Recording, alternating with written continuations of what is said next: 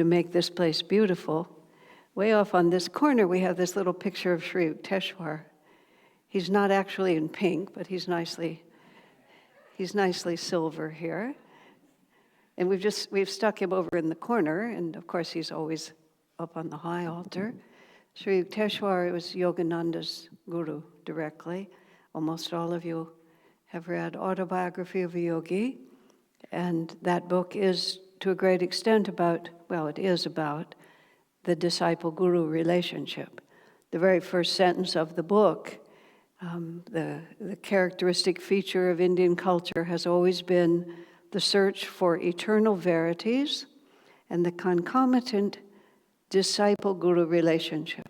That book, which has started and continues to inspire a global spiritual revolution beyond what we can even imagine at this point, starts with that sentence.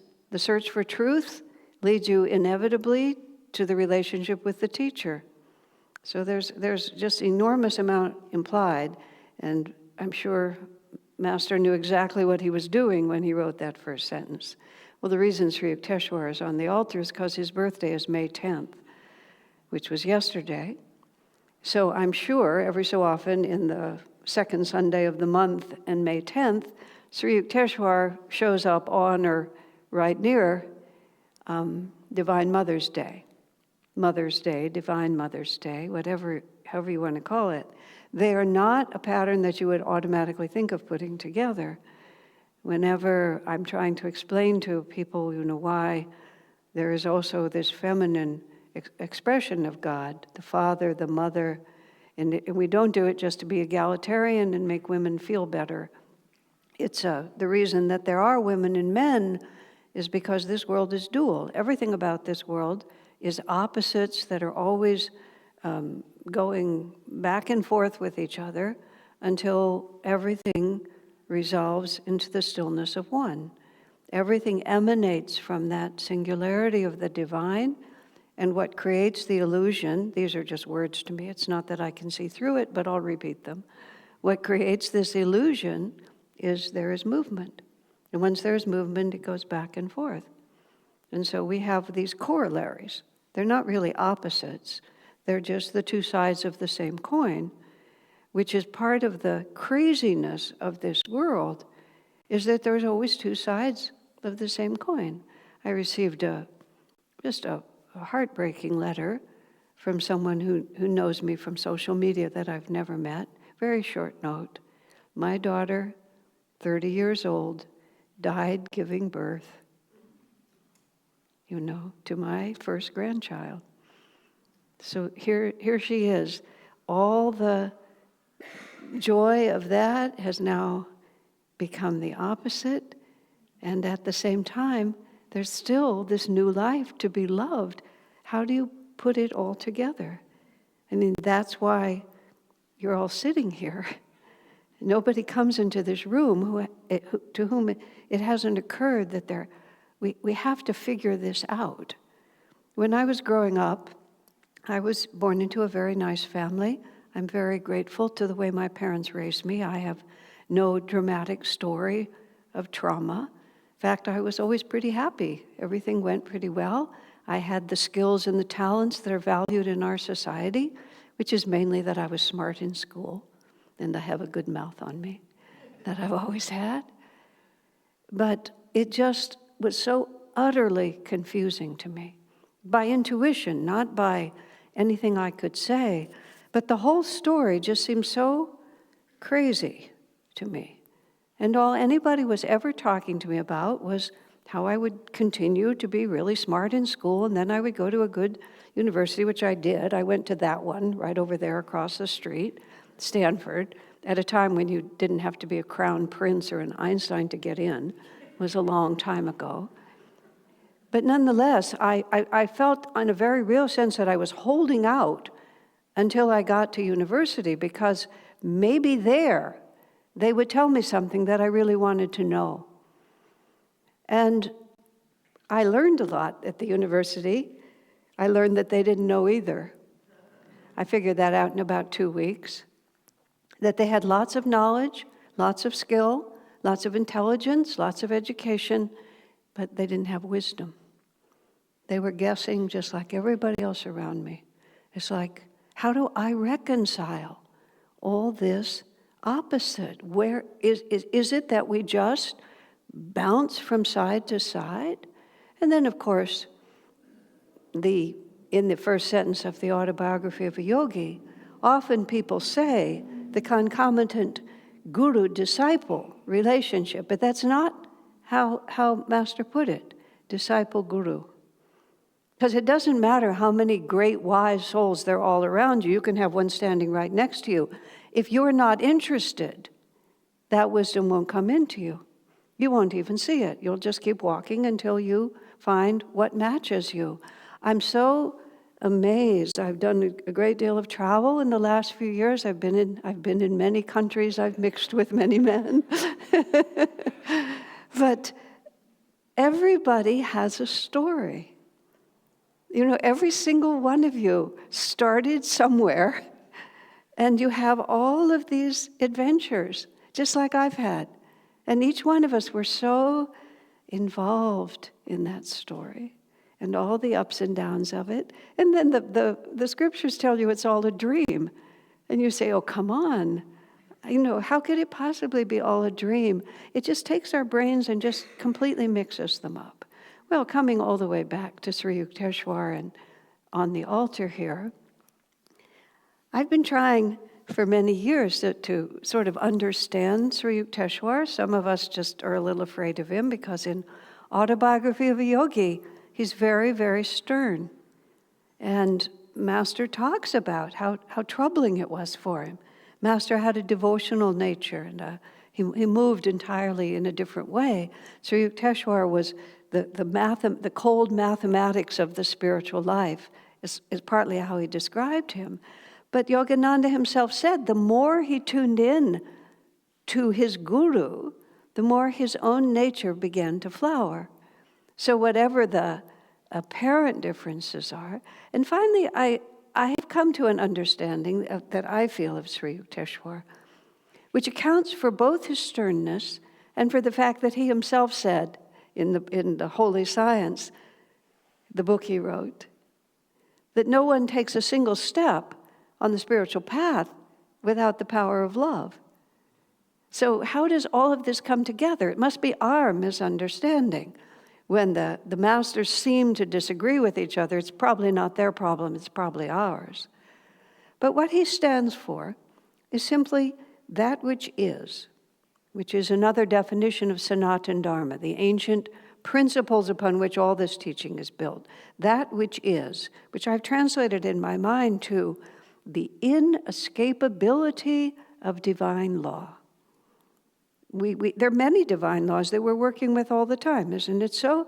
If you throw the apple up in the air, as Newton discovered, the apple will always come down again. Because even if you want the apple to stay up there, unless you have power over this plane, which some people do, it will just fall. It's just the way it is. I may wish to have retained the body that I had when I was 30, but just inexorably it keeps going. You love your little children, they're so adorable until they're not. You know? I was in a restaurant with my nephew, who's a big man, 6 feet and sturdy like this, and there was a family, how it often is, one baby, and the parents and the grandparents and a few others. So there's like 8 adults. Their entire focus is on the little baby. The little baby is so adorable. I mean, I was watching the little baby. You can't help it. And I wanted to take my nephew over and say, this is what happens. Because this is what happens. It's the inescapability of divine law. But you see, to us, that seems harsh. Why would the fact that when you throw the apple in the air, it always falls to the ground, why would we interpret that as harsh? Wouldn't we rather interpret that as very interesting knowledge that's relevant if I'm going to sit under an apple tree, for example? These are things that we need to know. If I'm going to try to step out of a high building, I'm going to hit the ground. We have to know these things. But in our human life, we're always kind of trying to push that it's going to be not the way it is, but the way that I want it. And now Divine Mother, and now I'll go back to Divine Mother is exactly the same. She can't change the rules for us, just like a loving human mother. She can't change the rules for you. You know, every so often, and unfortunately I knew one in my life, a woman who loved her children, but was so confused, quote, she never liked to hear her children cry. So she basically crippled them. And it was an unfortunate human tragedy that I watched. The children never learned the way things are because the mother's so-called love was always to try to make the world fit what they wanted. Is that love? Is that really what we would do if we care about each other? Or wouldn't we, on the opposite side, try to help one another to see things as they are? And then what is the answer? Because, see, this is where Divine Mother comes into us. You see, the chaos of this world causes many people to become atheists, and I truly understand that. I've been sharing these teachings in many venues for many decades, and when people start thinking, somebody in the room will inevitably ask, what about the suffering of small, innocent children? And I said, well, there you have it. You've just gone right to the nub, haven't you? The apparent unfairness of the planet that we're living on. And it is not unfairness in a small sense, like some naughty person gets more money than you, or something like that. Nothing. It's unfairness that appears on a cosmic level, on a you don't know what to do with it level. And in our world right now, that kind of energy is creeping forward, isn't it? You know, we have many friends in India, and recently, you know, Pakistan sent some bombs into India. Israel's been fighting with Gaza for a long time. I don't have to tell you. People are starving over here. People are horrible over there. It's just the way it is. So is there a loving God in charge, or is this just completely a madhouse? What are the answers? And the weird thing about it, you see, is many people become absolutely convinced atheists or convinced hedonists or convinced libertines because they don't like how it seems. They can't come up with an answer, so they're going to make their own laws. I mean, we all went through it. My period of that was very short. It was over there at Stanford. That's how long it lasted. After 2 weeks, I basically stayed there and wasted my parents' money. But I just played. There was just nothing else to do. The Grateful Dead, you know, the band that became so well-known, started here. And it started basically my first year of school, my only year of school. So, you know, every Friday, wherever they were, we'd just go off and we'd dance and do all the other things that we did during those days, you know, just for a while. But oh my, that was unsatisfactory. Just because of divine law. Pleasure and wisdom, pleasure and bliss are not the same thing. But see, here's the most interesting part of it. Part of the inescapability of divine law is that we were made for greatness. And we were made for joy. If we were made to be unhappy, if that was the divine law, all you human beings, you're here to suffer. There is no end, you will just constantly suffer. That's just what you're going to do. We would adjust to that. Human beings adjust to all kinds of strange things. But a very, very deep, irresistible, refusing to die part of us knows that we were made to be happy. And it's not just happiness, and it's not just pleasure, because pleasure just comes and goes. And especially it's depending on the body, and the body comes and goes. What we're really looking for is the power to choose. We want mastery. We want mastery over ourselves. One of my friends who was mildly interested in this path, but very much afraid that if they got serious about the spiritual life, then all the other things that they want, they wouldn't be able to have anymore. In that case, it was a young person, wanted family, wanted home, wanted money, wanted success. Fine. I said, great. Those are your objectives. That's your idea about what you want your life to look like. That's appropriate. It's an appropriate place to focus your energy. I said, what is the single greatest obstacle to your achieving those things? And my friend was honest enough to say, me, himself. In other words, his lack of ability to choose, his lack of self-mastery, his inability to really understand where to put his energy, and then the capacity to put it there. So if somebody really loves you, what are they going to do for you? Are they going to hand you everything just because you want it? Or are they going to help you develop the capacity to have what you really want, which is the ability to choose?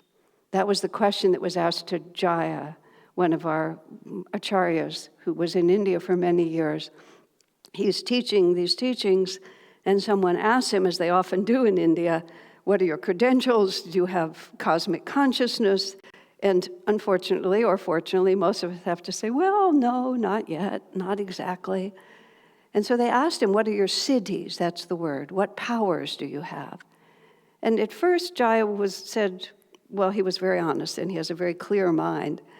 So he couldn't answer the question in the way it was asked. He couldn't wave his hand over the water pitcher and turn it into wine, or bring me a dead body and I'll resurrect it. But he thought for a moment. He said, my siddhi is that I have the capacity to choose happiness. Think about that for a minute. You can always just go buy wine if you really want it. But you can't buy happiness because of the inescapability of divine law. But, paired with that today, Sri Yukteswar and Divine Mother. And what Divine Mother is the comforter. That's how Jesus expressed it in the Bible. In the Bible, Jesus only talks about the Father. Every master has the same state of consciousness, but as soon as that master takes human form, he's bound by the culture he's in and by the people he's come to help. He's there to help his disciples, so he has to teach in such a way that it will help his disciples. And when Jesus was born, and he was born into the Jewish culture, into the Essene community there, and the problem was that the laws of Moses, the commandments of Moses, put down there, oh dear, a joke. Sunday school class of 7-year-olds, and the teacher says, who knows, they're studying the 10 Commandments, and they come to thou shalt not commit adultery. He asks the 7-year-olds, who knows what this means? Girl raises her hand. The sin of adultery is the sin of becoming an adult.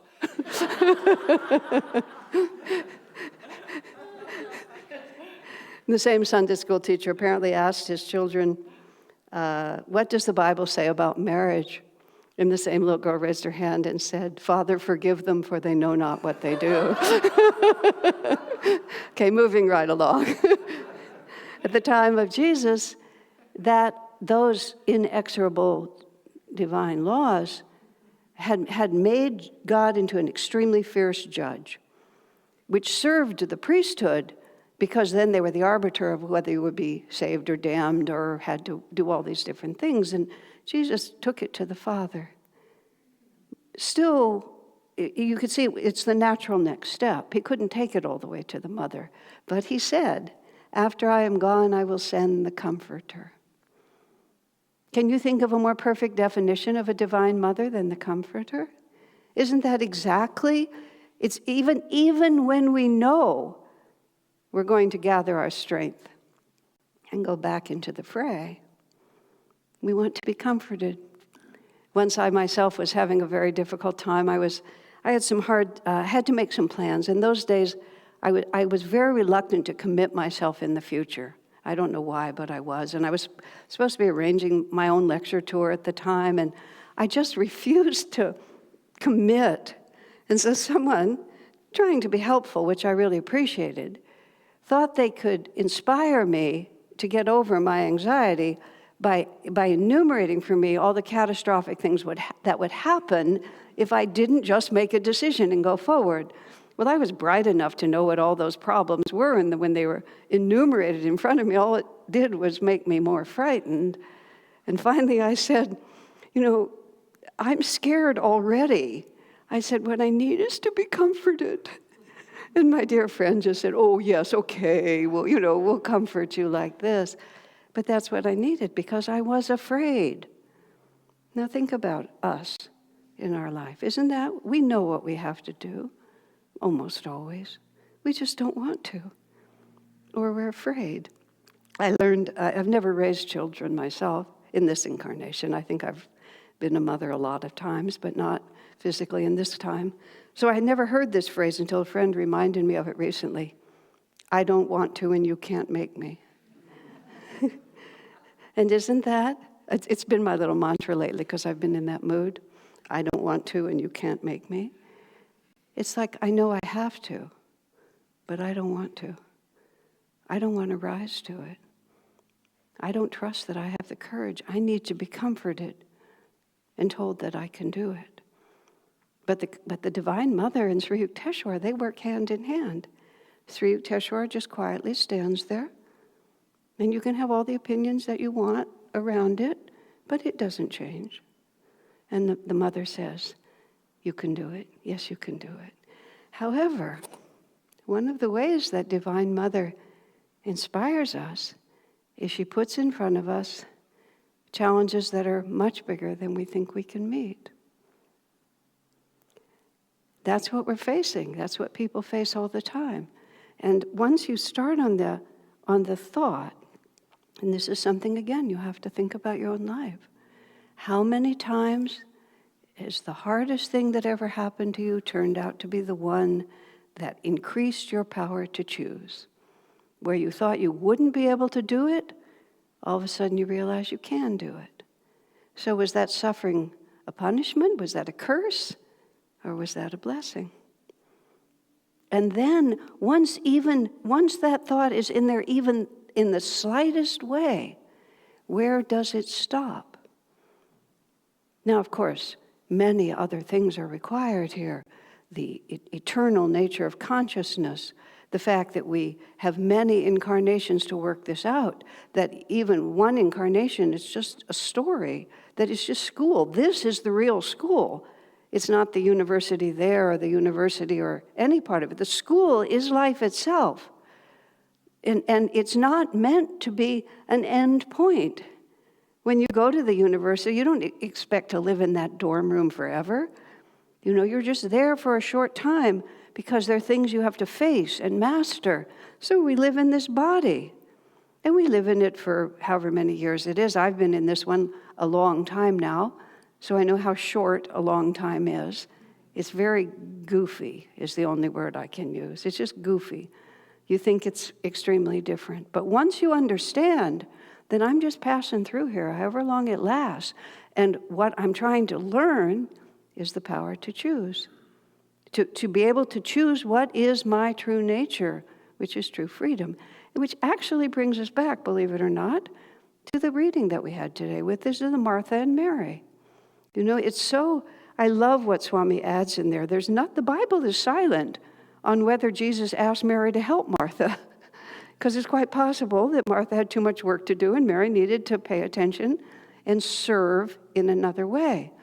The whole story is just about consciousness. Oh, Martha, Martha, you're worried and troubled about so many things. And so we think, well, maybe she has too many vegetables to cut or too much soup to make. Too many guests, somebody has to set the table. But a story like that doesn't just relate to the moment and is one of the most well-known stories in the Bible. It's not what you're doing, it's your consciousness. But you see, we are worried and troubled about many things all the time. And Mary was quietly communing. And as Swami says in that writing, it's not a question of whether we're active or contemplative. It is, where is your consciousness? And so, yeah, sure, you can calm down while you're making dinner and realize that if it's a half an hour late, it doesn't matter. What if you're in a country that's about to go into a nuclear war? What if you're one of those children?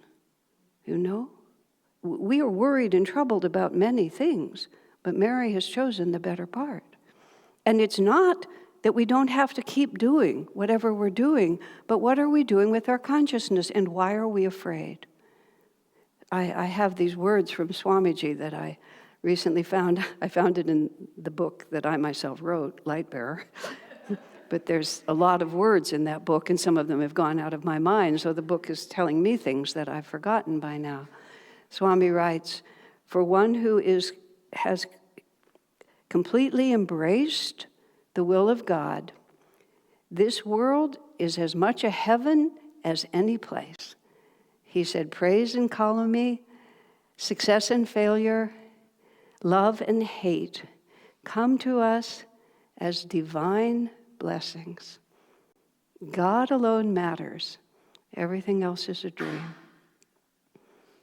And now that is a big ask, I'll tell you. And so we have to balance. This is among the many, many challenges of the spiritual path. We can see how high the mountain is. And sometimes we just prefer to bring the mountaintop down. We just lower it a little. And we make up a new teaching that is kind of similar to what Sri Yukteswar would say, but it's just a little easier for us. But that doesn't really serve us in the end, because the apple, if you throw it in the air, will come down to the ground. So the balancing point of the spiritual life, and this is where the mother comes in. Mother has multiple children. And when the 4-year-old behaves a certain way, what is victory for the 4-year-old is not victory for the one who's 14 or the one who's 25.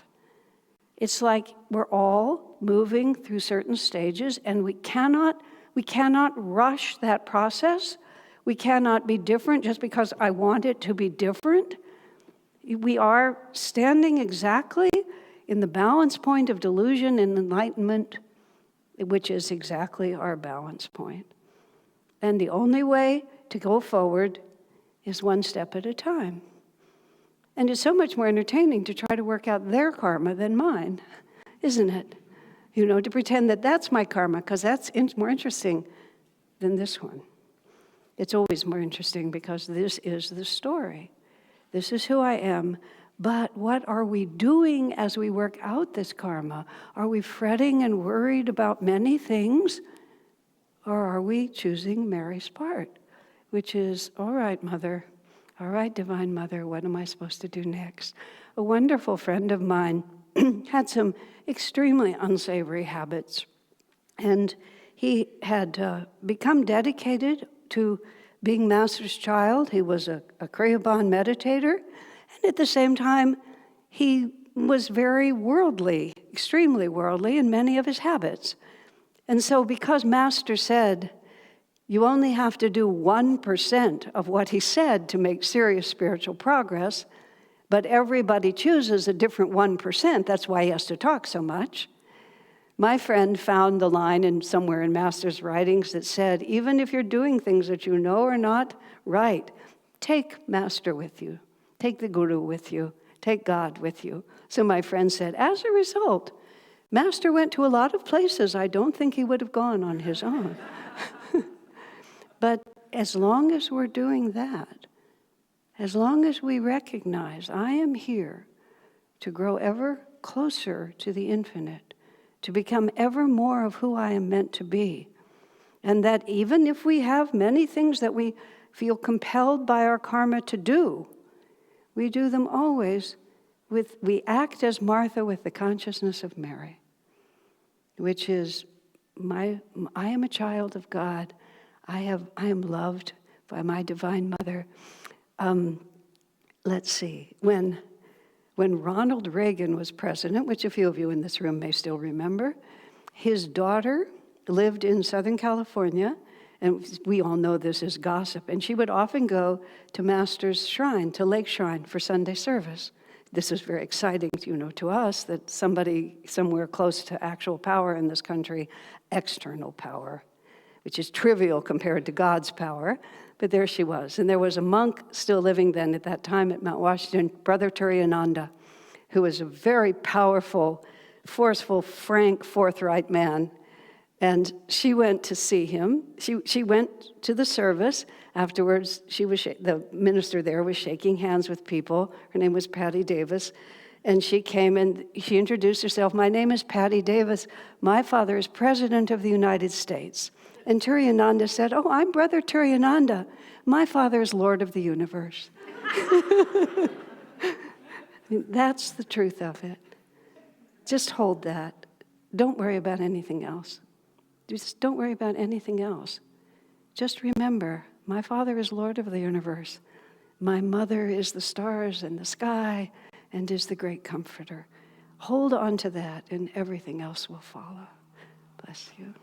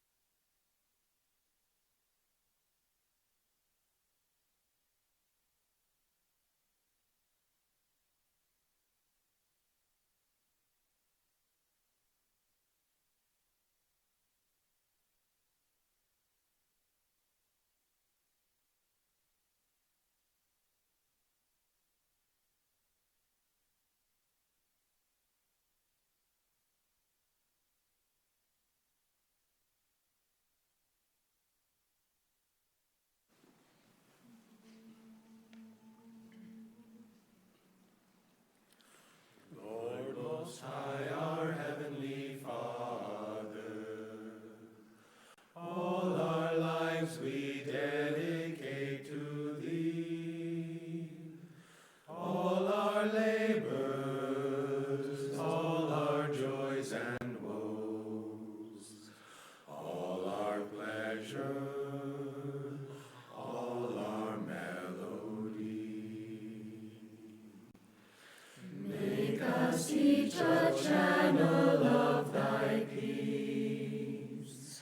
When in darkness, guide us from above. Where there's sorrow, may we sow Thy joy. Where there's hatred, may we share Thy love.